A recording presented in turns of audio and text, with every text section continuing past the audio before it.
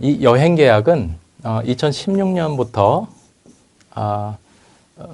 이제 시행되었는데요. 우리 민법의 15번째 계약의 유형으로 들어온 계약입니다.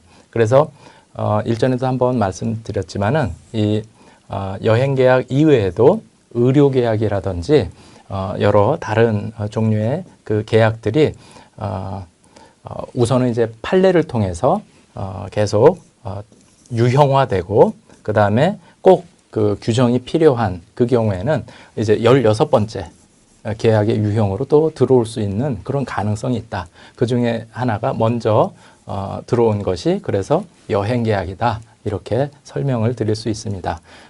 여기서 보시면 우선 여행을 주최하는 사람이 있고요. 보통 이제 여행사가 되겠죠. 그리고 여행을 하는 사람, 여행을 하고 싶어서 이 회사와 계약을 맺는, 여행 계약을 맺는 그 사람, 여행자라고 이제 표현을 합니다.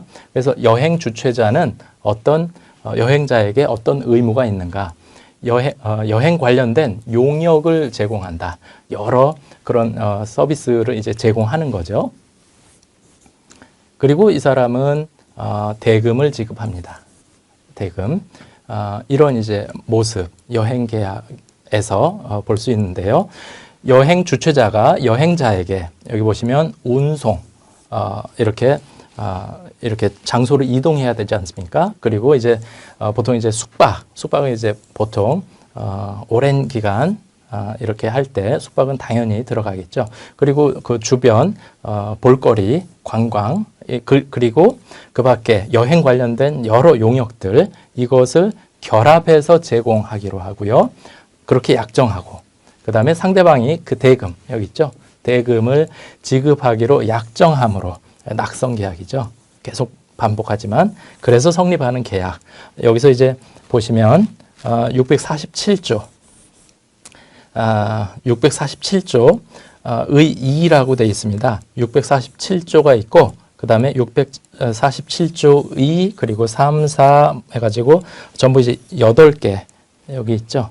8개 조문 8개 조문을 이렇게 신설하고 있습니다. 이것도 이제 입법 기술의 방법인데 647조 2, 648조가 있거든요. 그러니까 648조를 쓸 수가 없는 거죠. 그래서 요 사이에다 끼워 넣는 거죠. 그래서 조의 2 이런 식으로 3, 4, 5, 6 그래서 이제 쭉 가게 되겠죠. 자, 그렇고요. 그 다음 여행이 보통 이제 대중화 되면서 특히 몇 명 가는 게 아니고 아주 단체로 가는 그런 경우 여러 이제 문제가 있는 거죠. 여행자가 생각했던 그런 여행이라고 하는 그 용역이 보니까 이렇게 제공되지 않은 거죠.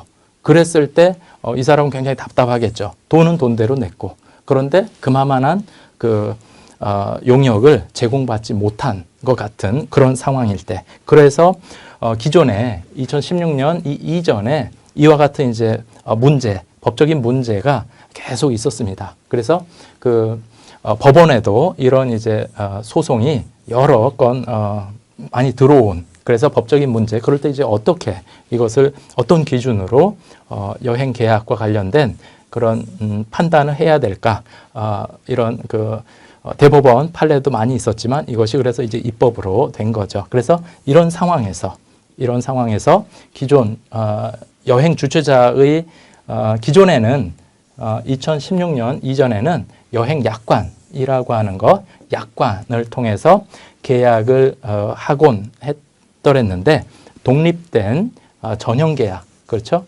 민법 안에 들어온 계약, 전형 계약이죠. 여기에 8개 조문을 넣은 거죠. 이때부터 시행